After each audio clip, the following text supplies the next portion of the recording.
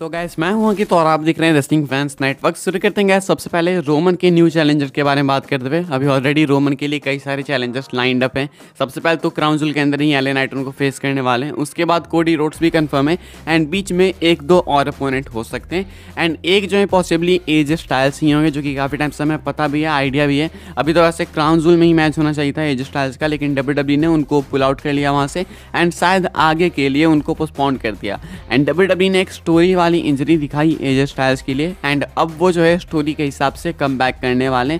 PW insider की तरफ से रिपोर्ट निकल के सामने है कि जो एजे स्टाइल्स है वो बहुत जल्दी स्मैकडाउन में प्रेजेंट होंगे। अब जहाँ तक मुझे आइडिया है, जितनी बार मैंने PW इनसाइडर की ऐसी वाली रिपोर्ट्स देखी है कि बहुत जल्दी स्मैकडाउन में होंगे या बहुत जल्दी रॉ में होंगे, तो अगले हफ्ते ही सुपरस्टार आ जाता है। तो आप लोग एक्सपेक्ट कर सकते हो कि क्राउन जूल के तुरंत बाद वाला जो स्मैकडाउन होगा वहाँ पे एजे स्टाइल्स प्रेजेंट होंगे। वैसे भी शायद एक अपडेट मैंने आपको बताई थी कि क्राउन जूल के तुरंत बाद WWE एजे स्टाइल्स को लेके आने वाली है एंड एजे स्टाइल्स आएंगे तो रोमन के साथ पॉसिबली फ्यूड के लिए आएंगे। लेकिन डाउट यहाँ पे यह है कि रोमन रेंज तो भाई सर्वाइवर सीरीज के लिए एडवर्टाइज्ड ही नहीं है।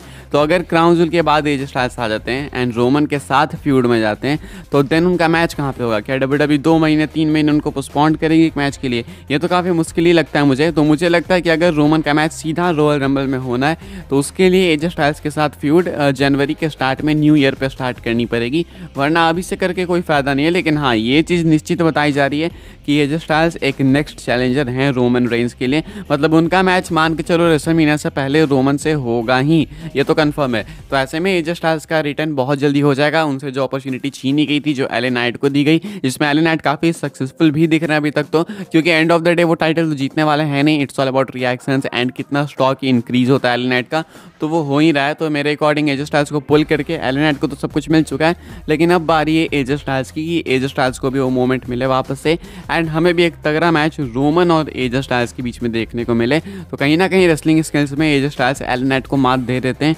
तो ये वाला मैच मेरे लिए तो थोड़ा ज़्यादा इंटरेस्टिंग है। ये वाला मैच भी बहुत इंटरेस्टिंग है, LA Knight versus Roman, but अभी एजे स्टाइल्स के ऊपर मैं ज़्यादा फोकस्ड हूँ।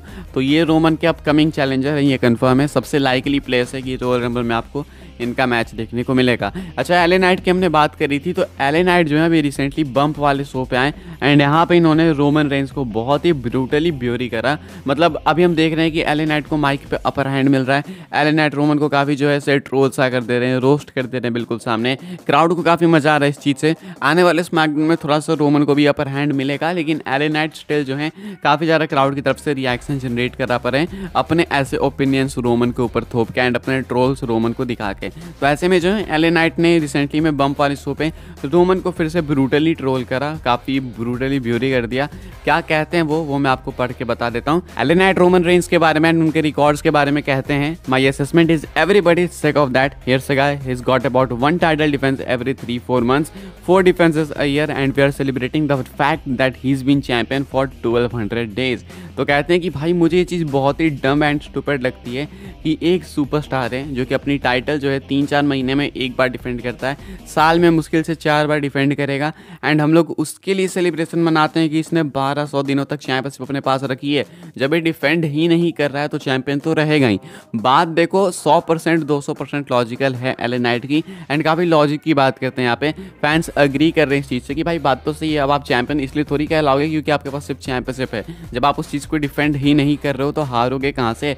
एंड डिफेंड नहीं करोगे, हारोगे नहीं, तभी तो आप चैंपियन हो। तो वही एले नाइट कहते हैं कि भाई साल में मुश्किल से 4 बार ही टाइटल डिफेंस करता है, 3-4 महीने में एक बार डिफेंड करेगा तो चैंपियन तो ये रहेगा ही। एंड लोग इसको सेलिब्रेट क्यों करते हैं मुझे समझ नहीं आता है। कहते हैं कि इस चीज़ को मैं खत्म करूँगा क्राउन जूल में, बस यहीं पर बात थोड़ी सी ओवर हो जाती है क्योंकि सबको मालूम ये नहीं होने वाला है। अभी तक इससे पहले बहुत सही कह रहे थे वो, कहते हैं कि क्राउन जूल में इस चीज़ को मैं खत्म करूँगा, इसकी रेन खत्म करूँगा एंड उसके बाद एक फाइटिंग चैंपियन बनूंगा, ये कुछ कहना है एले नाइट का। एंड वो इतना टाइम तो नहीं लेंगे डिफेंड करने में टाइटल, ये कुछ ये कहते हैं, लेकिन जीतना ही कितना मुश्किल है वो हम सबको मालूम है। तो फिलहाल एले नाइट रोमन रेंज को ट्रोल करते हुए क्लेम भी करते हैं कि वो जो हैं बनने वाले हैं यूनिवर्सल चैंपियन या अनडिस्प्यूटेड यूनिवर्सल चैंपियन, जो भी कह रहे हो, WWE क्राउन जूल 2023 के अंदर।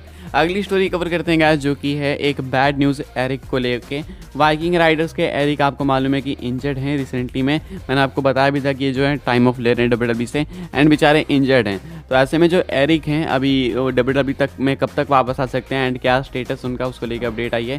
अकॉर्डिंग टू फाइटफुल सिलेक्ट जो ये एरिक हैं वो आ सकते हैं वापस, लेकिन टाइम तो लगेगा। अब आ सकते हैं वापस भी प्रोबेबिलिटी इसलिए है क्योंकि उनकी इंजरी सही में सीरियस है। उनको इंजरी हुई है नेक में, नेक फ्यूजन सर्जरी हुई है उनकी।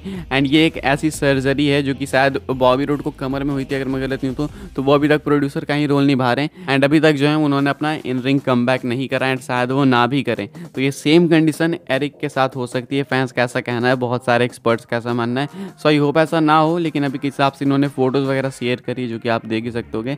एंड ये है इनकी नेक फ्यूजन सर्जरी का एक्सरे, जो कि आप पता नहीं इसमें कुछ खास पता चलेगा फिर नहीं, लेकिन यहाँ पे नीचे में कुछ तो क्लिप सा दिख रहा है जो कि लगाया गया है। तो ऐसे में जो है ये एक बैड न्यूज़ है वाइकिंग रेडर्स के लिए। शायद एरिक को तो अभी कम बैक करने में एंड रिकवर करने में टाइम लगेगा। अभी वो रिहैब में है, अभी रिकवर करेंगे, वो टाइम लगेगा उस चीज़ में। तो आई होप कि आइवर को इसमें एक सिंगल्स रन बेटर मिले।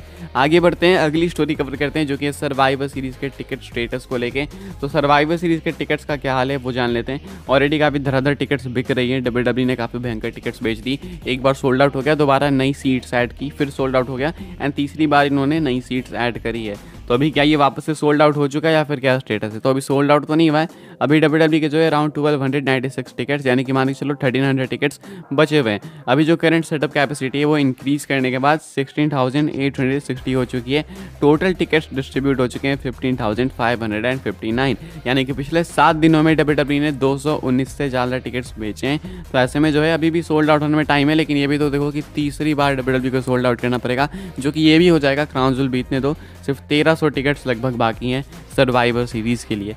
आखिरी स्टोरी कवर कर लेते हैं गाइस, जो कि अपनी जुड़ी हुई है फास्टलेन 2023 को लेके। अभी इसकी हम लोग क्यों बात कर रहे हैं, क्योंकि एक अपडेट निकल के सामने आई है। जिस अपडेट के अंदर रिवील करा गया है कि फास्टलेन एक्चुअली में WWE के लिए काफ़ी ज़्यादा प्रॉफिटेबल था। ये रेसलनॉमिक्स की तरफ से रिपोर्ट निकल के सामने आई है।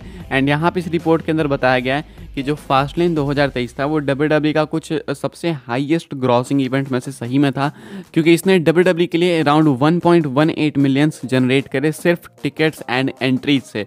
यानी कि जो लाइव गेट एंट्री थी वो अराउंड 12 या 13 14,000 मैक्सिमम मान के जो WWE ने 14,000 लोग अनाउंस कर रहे थे।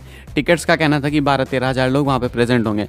तो उस हिसाब से जो है WWE ने इतने लोगों से 1.18 मिलियन प्लस का रेवेन्यू जनरेट करा है। और ये कोई बहुत बड़ा क्राउड नहीं है, इससे बड़ा क्राउड आपको सर्वाइवर सीरीज़ में देखने को मिलेगा, लेकिन स्टिल WWE ने इनसे बहुत प्रॉफिट जनरेट करा है, ऐसा कुछ बताया जा रहा है।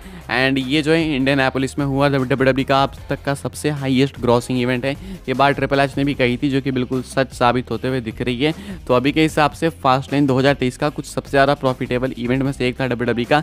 एंड ये एरेना की बात हो रही है। स्टेडियम शोज तो भाई बहुत अलग चीज़ है, उसमें तो WWE बहुत ही प्रॉफिट कर लेती है, लेकिन एक एरेना वाला शो था, यहाँ पे जो है कैपेसिटी कम रहती है, यहाँ पे लोग उतना इंटरेस्टेड नहीं होते हैं। ऊपर से फास्टलेन कोई मेजर PLE भी नहीं है। तो ऐसे में जो है WWE इस PLE से अगर इतना प्रॉफिट सिर्फ टिकट से कर रही है एंड लोगों की एंट्रीज से कर रही है, तो तुम समझ जाओ भाई कि WWE किस पीक पे करेंटली। तो ये कुछ जो है रिवील करा गया, एक इंटरेस्टिंग डेटा था WWE के सक्सेस को लेके, तो मुझे लगा आपके साथ शेयर कर देते हैं। फिलहाल इस वीडियो के लिए ये कुछ अपडेट्स आई, होप्स आपको वीडियो से इन्फॉर्मेशन मिली हो तो वीडियो को लाइक करें, शेयर करें, सब्सक्राइब करें चैनल को, ताकि आने वाले टाइम में आपको ऐसी WWE की न्यूज़ और अपडेट सब कुछ टाइम टू टाइम मिलते रहे। फॉलो भी कर सकते हैं आप लोग मुझे इंस्टाग्राम एंड ट्विटर पे, साथ में व्हाट्सएप चैनल के भी लिंक आपको मिल जाएगी डिस्क्रिप्शन में। मिलता है नेक्स्ट ऑफर काफ़ी इंटरेस्टिंग वीडियो में।